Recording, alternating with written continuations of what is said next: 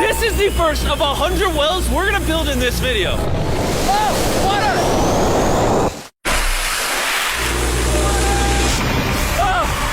You just witnessed a small village in Kenya get access to unlimited clean drinking water in less than a second. One down, 99 more wells in Africa to go. You're gonna love this video. Combined, these 100 wells are gonna give around 500,000 people fresh water to drink. And after building some more wells on this side of Kenya, we flew south to the school system of Nairiri. And let's just say, they were really happy to see us. How's it going? It's not expecting this. Thank you for the welcome. I'm not sure how to react. I appreciate it, everybody. This village threw a welcome ceremony upon our arrival, and Nolan got really into it. Nolan's the most awkward person I've ever met, and that's a lot coming from me. And after being shown around the school... Here comes our guest. How's it going? Oh, you having a good day? It's nice meeting you. One of the teachers showed me where the students currently get their water, which is from this river. That's extremely unsafe to drink. This is where your students used to get water from? Yes.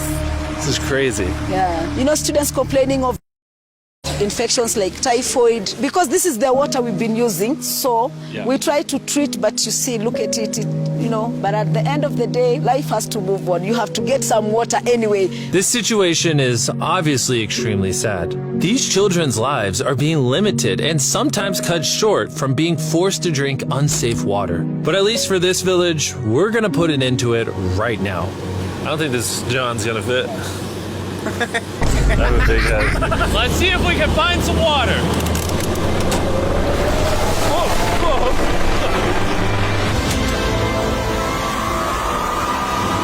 It is raining! It's beautiful! After the water comes out of the ground, it's fed into enormous barrels like this one. And once they're built into the water towers, all of the neighboring villages will not only have clean drinking water, but a pressurized water source as well. Which, in short, means no more doing laundry and unsafe water. And pull! Oh God. Dude, I'll push you off of this. Whoa. All right, here we go, under control. We built 20 more wells in Kenya, and after we were done, Bro has another well in. Don't worry, I have more water in my other shoe. And just so you know how we built these first 29 wells, we used this giant drill to dig hundreds of feet into the ground, past the polluted sources and into an enormous aquifer of pure drinkable water. After that, we spent time installing pipes so that people all around Africa can access water from spigots like this one in Nairiri. Let's see how it tastes. Like water. It took me about a minute to fill this 5-gallon drum. How much water can this provide a day? 3,600 gallons a day. Not only will this well cover the 400 kids at this school, but literally the entire neighborhood and village around this school can use this well. We say thank you for the water. Oh, no problem. This thing can basically pump non-stop for 30 years. You would think that having an effect of this magnitude would require the resources and funding of a large government, but that's not true. Solving this problem is possible, and something humanity should all be putting effort in to fix. What's the secret of success? To be honest, just find something you love doing and do it for a long period, and eventually you'll succeed. So I'm gonna bring it super close. See us? Is that cool? Yes. If you look up, it's recording. All right, well, I'm gonna get close. All right.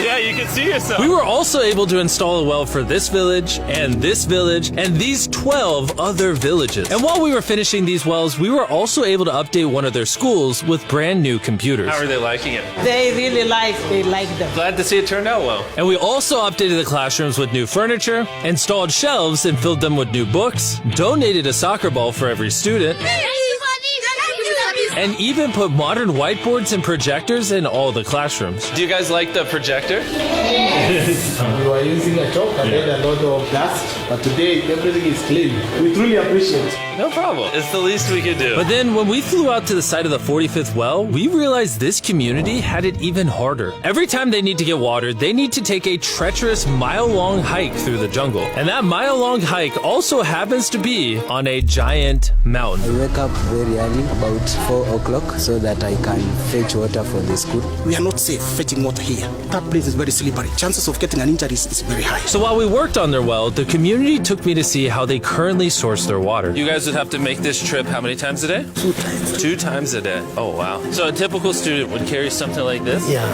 Oh, God. If 200 students did this every day, how hard could it be? It could be very hard.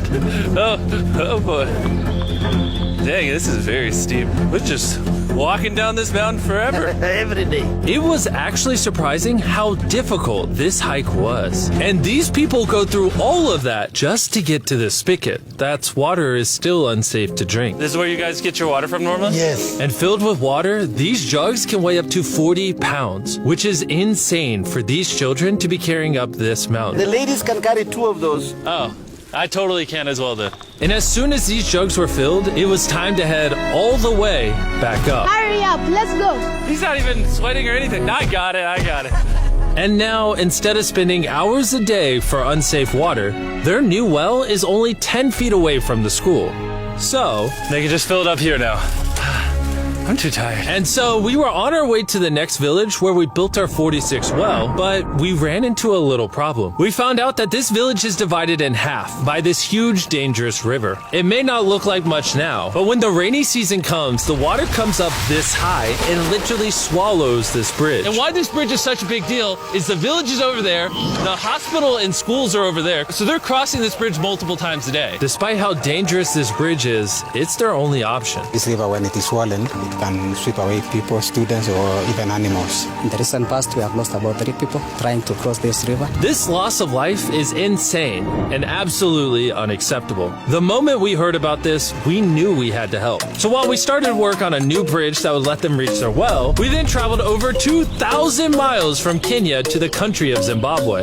We've been in Africa for over a week, and we still have a lot more wells to do. Yeah. You kind of smell. I know, it's weird. I showered this morning. Wow. Yeah. If you let me finish, I can put my arms down. Can I count on you two to finish these wells with me? Yes. First on the agenda was to check out a local hospital that was in dire need of clean water. Upon entering, we learned how big of an impact this clinic had on the village. How many kids do you guys give birth to a year here? In a month, about 50. Do 600 births a year? Wow. But unfortunately, the pregnant mothers at this clinic have to walk over a mile just to get water, and then carry these heavy buckets all the way back. However, the good news is we paid for the construction of a new modern well for them. All that needed to be done now was to turn it on. All right, Nolan, are you ready? I'm ready. Over. Let me get a dramatic zoom in. Nolan, I pressed the button. Is it working? It's flowing. Oh. Do we want to go check it out? Yes. Let's do it. I love how people are immediately just getting water right now. This is easily the coolest thing ever. Nolan here is a professional dancer. Yes. He will join. How do I always end up dancing? What is he doing? Oh, gosh. I won't make you watch this anymore. Besides ensuring access to clean water, a lot of the students at this village lack transportation. So we decided to give all of them new bicycles. I know it looks like a lot of kids, but we bought a lot of bikes. Full disclosure, I don't know how to ride a bike. Jimmy only knows how to give away bikes. Never learned how to ride one. Let's break in all the new bicycles. 3, 2, 1, go! Oh, everyone's passing me. Be careful, I don't know how to ride a bike. I don't want to hit anyone. You want to ride it? All right, go for it, little man. Okay. And after giving away the bikes, we continue building wells until we reach Well number 69. This solar-powered well is specially designed to aid the farmers in this village by providing more than enough water for all of their crops and livestock, even during the dry season, without any electricity. Each panel is 200 watts. Then it's attached to a pump. That pump can pump 5,000 liters every hour. Basically, it's unlimited amount of water for this entire village. That's incredible. And after we left Zimbabwe, we wanted to continue to give water to communities all across Africa. So we built more wells in Uganda, Somalia, and Cameroon. Spending time in these villages really made me reflect on the importance of building wells, how it brings water to farms to feed the hungry, how it provides clean conditions for hospitals, and most importantly, how it helps the children of this next generation live long, healthy lives and build the future for all of these communities. We await a new dawn of clean drinking water. Water is life. And with some help from the locals, we finally finished a new bridge that this community can use for the next 100 years. Lives have been saved, families will come together, the worries will be gone. The 100 wells we built in this video will change a lot of lives. but not enough. I know it's weird that a YouTuber has to do all this stuff, but someone's got to do it. And if no one else is, we're going to do it. As you can tell, it really does change the lives of the communities where we build them. And finally, well 100. Oh my God, I'm so sorry.